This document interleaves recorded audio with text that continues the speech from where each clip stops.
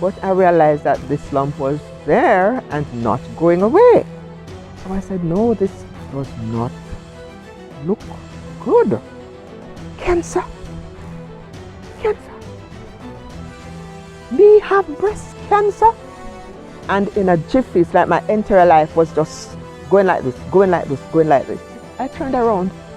God, is that you? I'm sorry.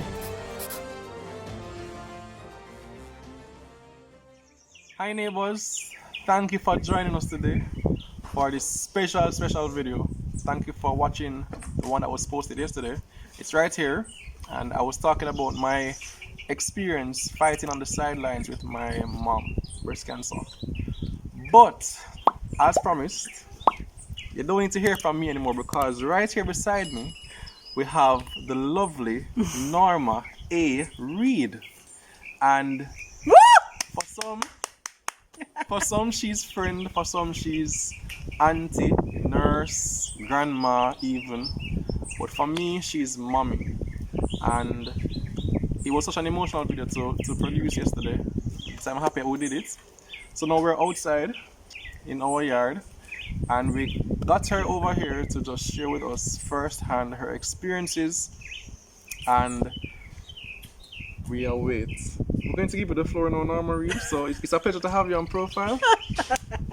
Thank you, sir. Okay. What was your reaction to the video that you saw that I did? I couldn't hold the tears back, and it's the first time since I've been diagnosed that tears came to my eyes. You cried so much today that it made me cry. Because you made me cry. There was a lot of crying going on. I cried too. You made me cry. Oh boy. Because the reality, I've never really looked at it that way. The reality that what I went through, what we went through, I've never cried. How come? How is it that you've never With the cried? cancer? Yes. Because as I go through my story, then you will hear what really happened. And that's what I used, and that's what kept me, that's what I have used to encourage others. I'm a nurse, and even if patients would come for their wound care after surgery, it's just a wound care I'm doing. There's this one patient I can recall. I remember the day she came in and we're about to do our wound care. So when we pulled down, we saw that the entire thing was gone. So That's her breast. yes. So we said, and two nurses, we said, there's another nurse there, and we said, when did you do surgery? Because it was an open wound. So we said, when did you do surgery? And she said, I didn't do surgery. So I said, what do you mean you didn't do surgery?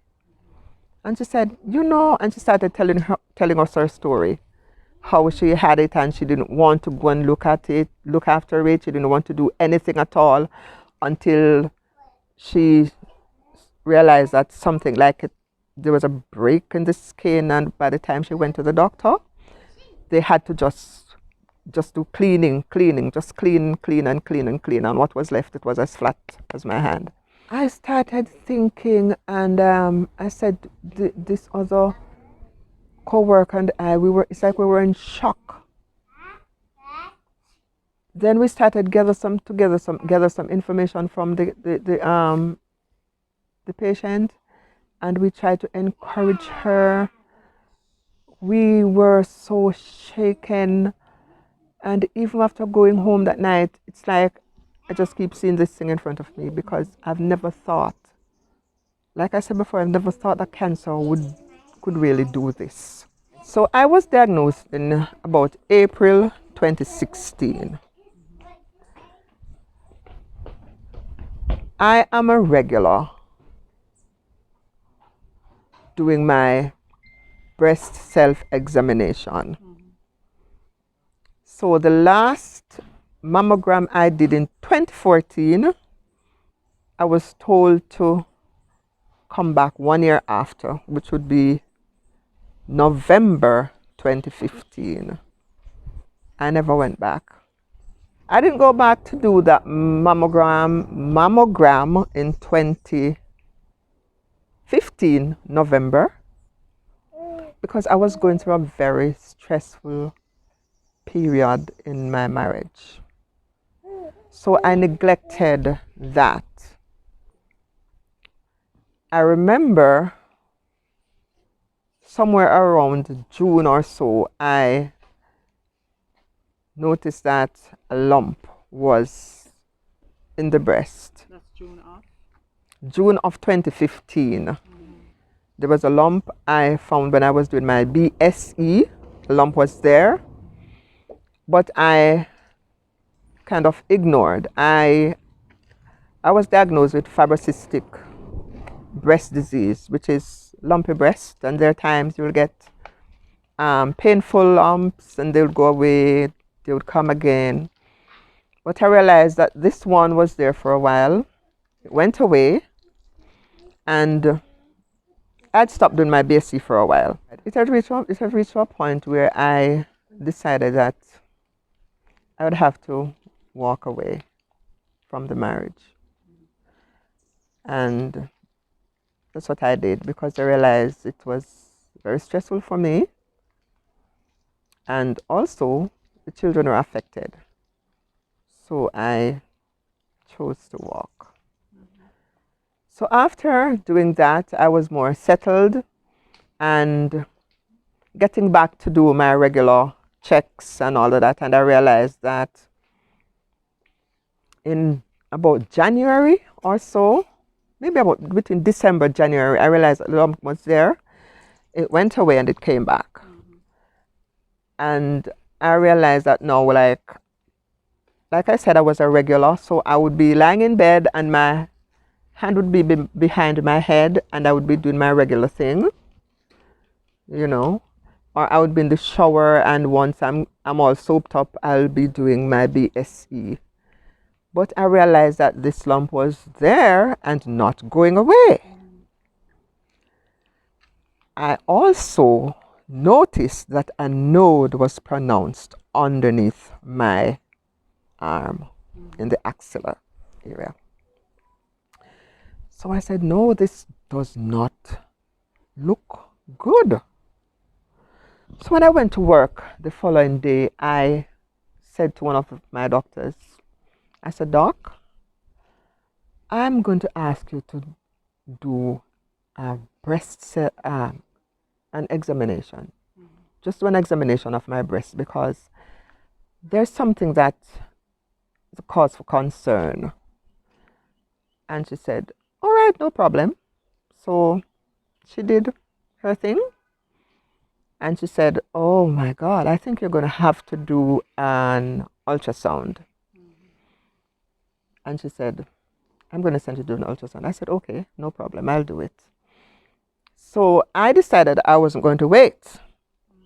So I made a call and for an appointment. So I went in and the radiologist did her thing. She was there going through and she spent a long time doing that. And when she was through, and she said, it's okay, you can get dressed. So while I was there, I got up and I sat on the bed and I said, what does it look like? And she said, you're going to have to do an urgent biopsy. I said, urgent? And she said, yes. I said, okay, no problem. So I got up, I got dressed, and, I said, okay, on my way home, all right, if it is cancer, I'm just going to take off both. Just do both. Because just in case it's going to spread to the other, then I won't have to do surgery again. I remember I found that node in the axilla. I started talking to the Lord. And I said, Father, if it is so, I'm putting my life in your hands. So, and like I said, I was not diagnosed So I wasn't going to jump to say it is cancer. So I just, started encouraging myself. If it is cancer, this is the way I'm going to face it. Right. So I made the appointment. I went and I did the biopsy. And that result came back benign. But somehow, I did not accept, just could not accept that diagnosis. And it's like there's this voice that kept saying to me, would say to me, like I just hearing this voice saying, repeat the biopsy, repeat the biopsy. So I said, all right, I'm going to repeat. I'm going to do the biopsy over. After I spoke with a doctor, my doctor friend, and she said, if you feel that way, just go ahead and do it. So I made an appointment, another appointment at a different place, and I went there and I did my biopsy. And by the weekend, it was ready. I called and they said it was ready. I went and I picked up. So I did not open. On my way home, after picking up that envelope, I was walking with springs in my step and I said, okay, I'm going to open it. And then a voice would say, don't open it, take it to the doctor. Then open it, I'm going to open it. I'm going to take it to the doctor. All right, I'm going to open it.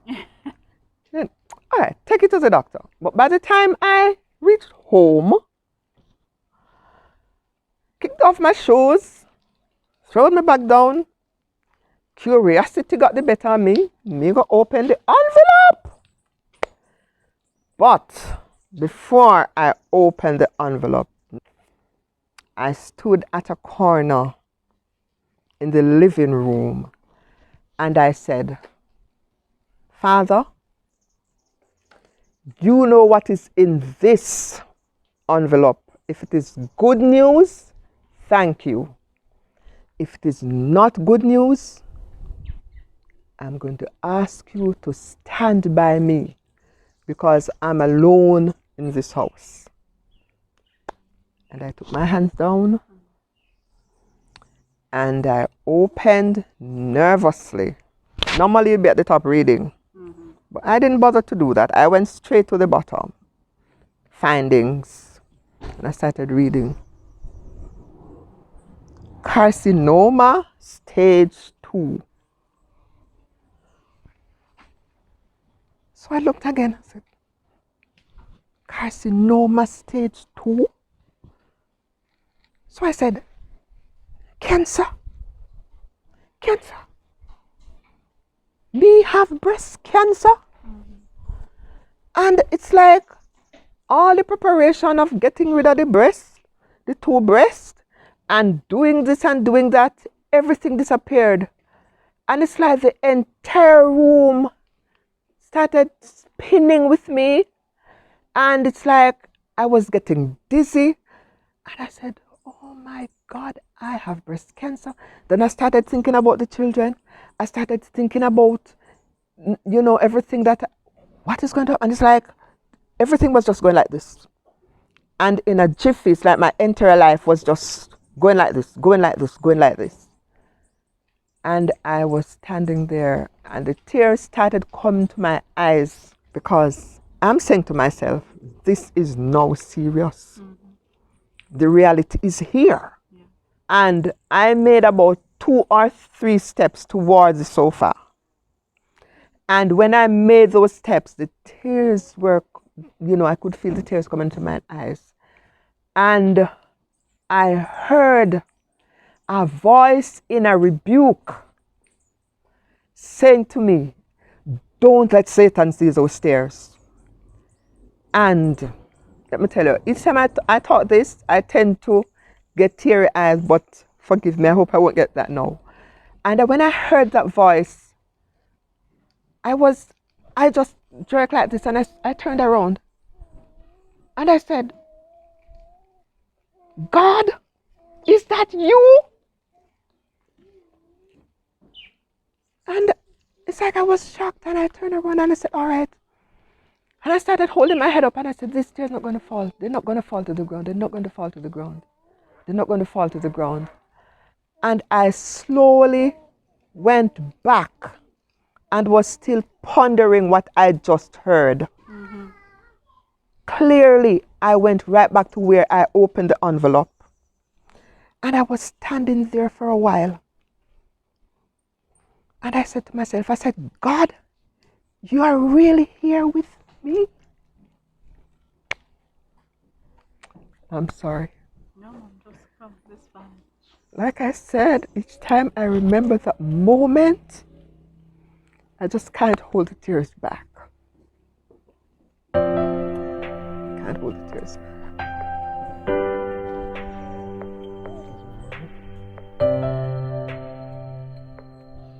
I think now what we're seeing is that sometimes we have a planned response, that brave approach that we have in our mind, but then when we're faced with the actual news, the confirmation, a different weight can overtake you, and it's only the strength of God that was able to bear her up in that moment. Okay. Thank you. Sorry. Oh man, I'm good. So I remember I stood there and I said, God, you are here? And I was standing there for a while and I held the report in my hand, opened it, and I said, God, if this is the path you chose for me, you're going to have to take my hand, lead me through this, and you alone must be glorified.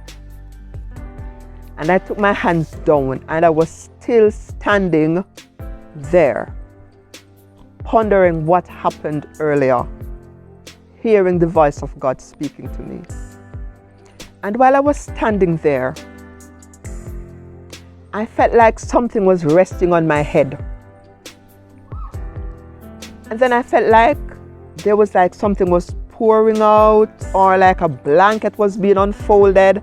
And I felt my neck, my shoulders, my hands were at my side like this. I just surrendered to the moment. And I felt this thing pouring out. I was like being covered right down to my feet. And when that was true, I was still standing there, standing still. And I said, oh my God. I started whispering. I said, God, you're really here. And when I realized what was happening, I started worshiping. And I started saying, thank you, Jesus. Hallelujah. Glory to God. And I started worshiping. And a few minutes started worship, I heard this voice. You're going to disturb the neighbors. I said, Satan, you uninvited guest, get out of this. That's right. I said, get out. And I went to my windows. I went down the living room window. I went down the bedroom window. I went down the kitchen window. And I opened the doors. And I said, thank you, Jesus.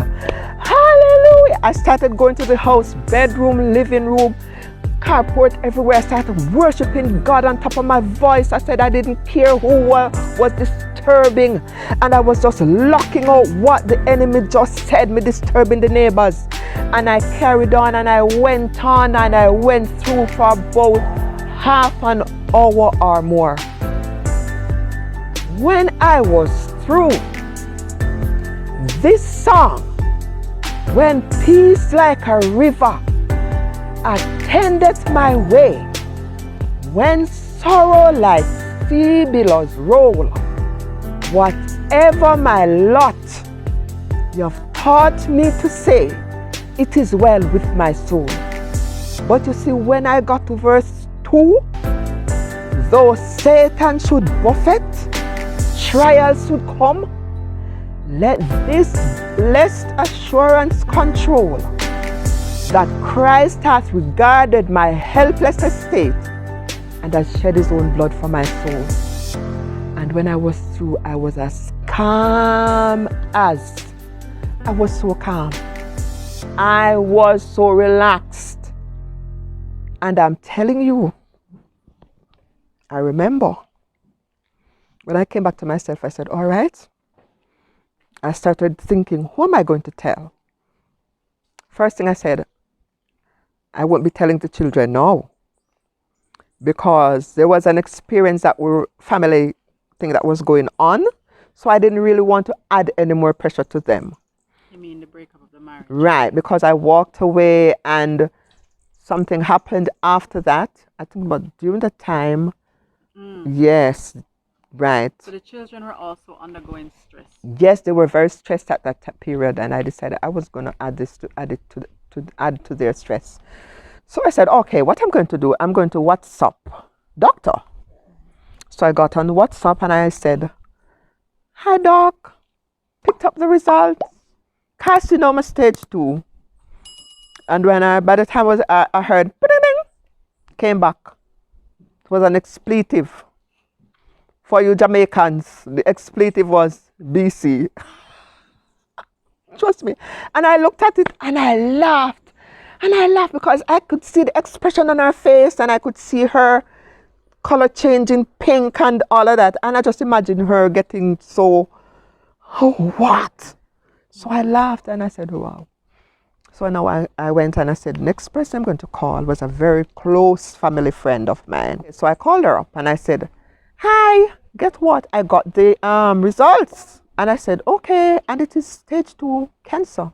You know, I was still excited and all of that. And she said, all right then, since it's so and so, me not going to fret then. Since it's so and so, she said. So I said, how do I sound?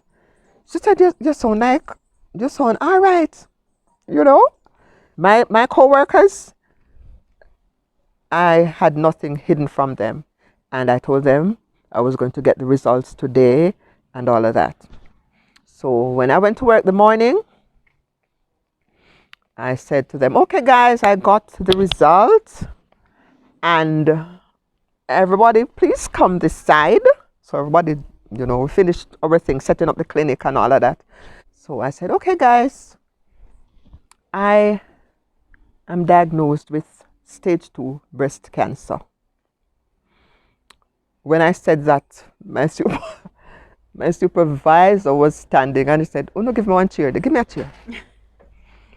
And by the time she got the chair, she was sweating and she was wiping sweat and she was wiping the sweat. And everybody was silent. I mean, it was a silence that was deafening. Nobody said anything and everybody, the place was as still as ever. Until one person broke the silence. And she said, so if I cancer or your son, so. So I said, I was laughing. I said to her, how do I sound? She said, you sound like you don't take it serious. So I started laughing. And I briefly shared the experience I had with them. And everybody dragged themselves back to work. They were just dragging. And I started doing my work up and about and, you know, doing everything and so. And it's like from that, everybody becomes so very protected of Norma. Yeah. You know, I wasn't able to walk fast. If I walk fast, take time walk. I remember my supervisor, she had put on a health fair at her church. So we went by to assist. So while we were there, you know, the music, you know, they were playing the music and I was there dancing up and, you know, dancing and I remember she looked at me and she said, Nurse Reed, but me not understand you. So I said, why? What is it? Me there fret for you and you there dance. So I said, fret for me, why you fret for me? She said, no. I said, why are you fretting for me? She said, I said, look here. I don't know what you're talking about, you know. But if God chooses to fret for me, fret. And I just went back to my dance, you know. You know? The peace that passeth all understanding. That has been something that I've been praying for a long time. I realized that there was this peace. There's a song that says there's peace in the midst of the storm. And yes, that was the peace that I had right through my diagnosis, my chemotherapy, radiation, and survival. So you knew God. God, if I knew God, God has been my strength. He has been my shield. He has been my deliverer, my refuge. Just about everything. Had it not been for God, I wouldn't be sitting here. I have now said it to my doctor and co-workers, my friend. I have not yet said it to my children. I was more concerned for my children, telling them how they would respond to this, how hard a hit this would be on them. Anyway, they came home and I shared it with them. And I did it lightly. I wasn't pressured or crying or anything. I just encouraged them and I said, you know, I think we might have prayed before or something like that, you know. And I said to them, I have something to tell you, something personal, and it's that I'm diagnosed with stage 2 breast cancer, but I am trusting in the Lord, and God is able to see us through. I don't want you guys to stress. Don't worry. Don't think about mommy not being here. Just think about mommy fighting, and you're gonna fight with me. Yeah. And what was it? What was their response like? They were calm. That moment. They were calm. They were calm. They were. I don't know if it was a shocking calm or what. And Paul now was in love. Yes. Paul was so in love. Hey. And can you imagine? I'm going to tell my son now, who is in love, that I'm diagnosed with cancer. Oh dear. How is he going to tell this to his newfound love? How would she respond? Would she want to be a part of that? Thank you for watching, neighbors. Join us tomorrow for the conclusion to this story on breast cancer survival. Stay safe, walk good, and see you then.